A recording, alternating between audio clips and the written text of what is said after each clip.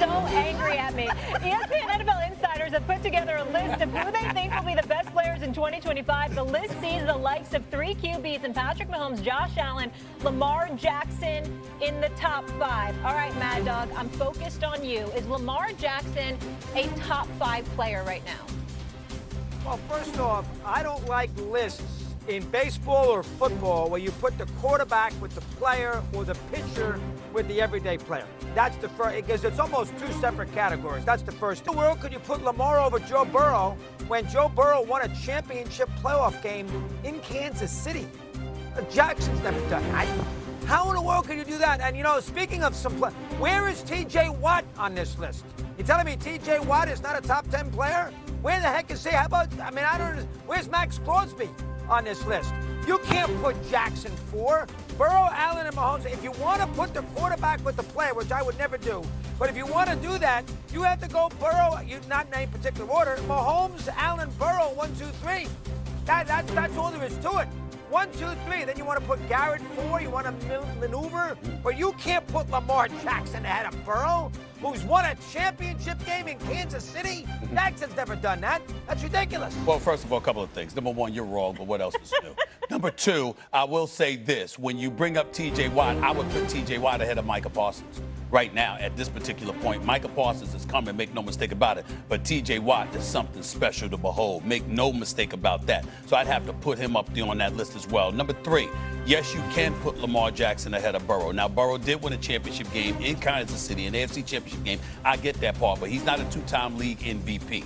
He wasn't in line to be a 3-time league MVP. Lamar, there are 17 games in the regular season to play before the playoffs. And when you take into account what we have seen Lamar Jackson do over the course of the last several years, there have been injuries that have plagued Burrow as well. So we got to take that into consideration. Lamar Jackson hasn't had that ailment. So he's available. And when he's available, he's usually spectacular. Because of that, you can make that argument. You can't look at the National Football League and tell me there are 5 players better than Lamar Jackson. Now, they may have better moments, like in the postseason, like Doggy just talked about. No argument there. No argument there. But overall, in totality, when you look at what somebody brings to the table, you can't say 5 dudes are better than Lamar Jackson. No way. You know what? I'm disappointed, Doggy, because I'm old enough to remember a time last season when Mad Dog actually called Lamar Jackson the greatest QB we've ever seen. Kimberly, I remember that. And suddenly now he can't imagine a top 5 list. Selective amnesia. Interesting. Kimberly, thank you for reminding me of that. I also remember that. Thank you for bringing that to the forefront of my mind. Why are you looking at Kimberly? Look at Doggy. Wait, Mad Dog, I just have one question for you. One of the most comprehensive stats for a quarterback is QBR. So who was first in total QBR last season? I'm sure it was Lamar. What about, I have another question for you. What about yards per attempt, rushing yards, TD to interception ratio? Who was first in those categories? Molly, you can go on and on and on. Here's the bottom line. Lamar. Quarterbacks like old-time centers. Stevie recognizes the centers, Querim, Wilt, people like that. Russell. Quarterbacks are measured by titles, by playoff wins. Not all. I'm not interested in the regular season. Win postseason games. Okay, Lamar's not. Stop. That's all like you see. Stop, Doggy. Stop, Doggy. Did that apply to Dan Marino? Yeah, that's exactly what I was thinking of. Marino went to a Super Bowl. Hold on, wait a minute. You just said they measure by titles. You didn't say title appearances. You said titles. Okay? So, Dan Marino was measured that way before Elway won his 2 when you were on the radio bloviating over WFAN in New York City and the world heard you and Mike and Mike Francesa. You were talking about Elway before the titles in terms of how great he was. Before Peyton Manning won in 06, okay, against Chicago, you were talking about how great he was. There's plenty, Dan Fouts with the Chargers, how elite he was. There's plenty of quarterbacks that have been celebrated throughout the years for their greatness devoid of a title. But suddenly that's going to apply to Lamar Jackson now. Well, forget titles, Steve. How about a good playoff game? How about we go into a playoff game where Lamar Jackson plays a sort of game like Burrow played against the second. Okay, but you're bringing up one game, Doggy. I understand, because I was at that game, so By the way, I saw it. Buffalo last year. It wasn't his fault they lost. But you're talking about, to win MVP, you're talking about season-long success, right?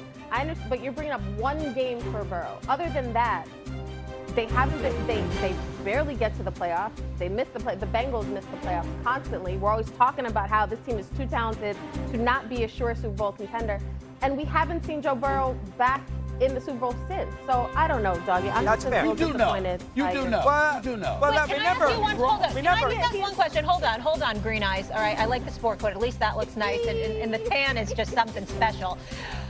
Mad Dog, the thing that I want to ask you though, especially with Lamar Jackson here, and I'm losing my train of thought on what I just wanted to say to you, and so I'm blanking. Give me a second. Okay. It's okay. Give me a second. I just had a. Because his words. Oh, this is what I want to say. This is what I want to say to you, Mad Dog. How do you do a 180 from Kimberly's point of what changed from last year when he was the greatest quarterback you've ever seen to now he's not a top player? I'm just curious. Why'd you flip? you took me seriously when I said that last year. Doggy. You didn't take that as That's embarrassing. Now we're wrong. Wow. We're wrong for taking you seriously when you seriously made a point. Do you realize what you're Whoever saying? takes me seriously. Whoever takes me seriously. I mean, come on. And by the way, Steve, that steak stunk the other night at freaking in L.A. At Matt's Not dinner.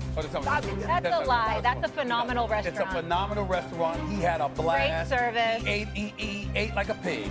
You He's know he's delivering lying. a lot of bad takes You know he's today. lying. What's Mastro's going on? in Beverly Hills is fantastic. It is. I love that place. Kimberly. Why are we using the photo, guys? I was very shocked that day. Would Kmart be shocked? That's the name of the feature. Here we go. Yes. If I said Matthew Stafford, who we've had all these questions about his back and everything all this time, if I said he is going to light up the Texans week 1, would Kmart be shocked? Greeny, I actually would not be shocked as long as he stays away from Derek Stingley Jr.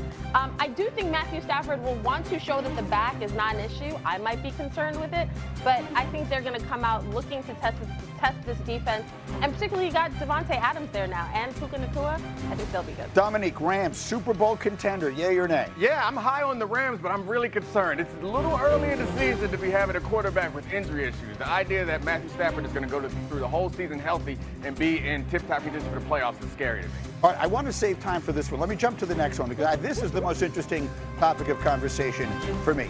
Kmart, let's get to Travis Hunter is the next one. Yes. Would Kmart be shocked if Travis Hunter starts at both wide receiver and corner week 1 against Carolina? All right, I would not be shocked, but I don't like it. I think because they moved up to get him, they gave up a lot of draft capital and move up to get this pick to select him. And I think this is an organization that has been bereft of playmakers, and they've got Trevor Lawrence. Listen, we are waiting for Trevor Lawrence to ascend into that upper echelon of QB play. I think they need him on both sides of the ball, but I just worry about injury with him. So here's the part of this that I find, he got hurt already, right? He had an upper body injury. He missed some games in the preseason. They said he could have played the last one if it had been a regular season game.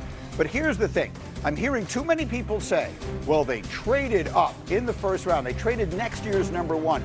It will have been a mistake. It will have been a waste of the pick, or however you want to put it, if he doesn't play both ways. And I keep thinking to myself, that's a terrible reason to make this decision. Do you feel as though there is that sort of pressure for them to play him on both sides of the ball because of the compensation they gave up to get him? I think when it comes to the Jacksonville Jaguars, did you trade up for Travis Hunter to play both ways? If that's why you traded up, then yes. You have to play them both ways. Because let's think about this. The Jacksonville Jaguars secondary wasn't good last season. Right. They were horrible. So you're basically saying we're going to kill 2 birds with 1 stone. We're going to get a guy that can make sure Trevor Lawrence is right, but then we're going to get a guy that can go to the defensive side of the ball and intercept the football, cause takeaways, and give us more possessions. Look, so Lewis, it's basically they're saying we're going to have a 54-man roster. Everyone else has a 53. But we've got one guy who is 2 players at the same time. I continue to ask the question, is that a possibility? Can that really be over the course of an NFL season? No, he's not going to be able to play 100-plus snaps.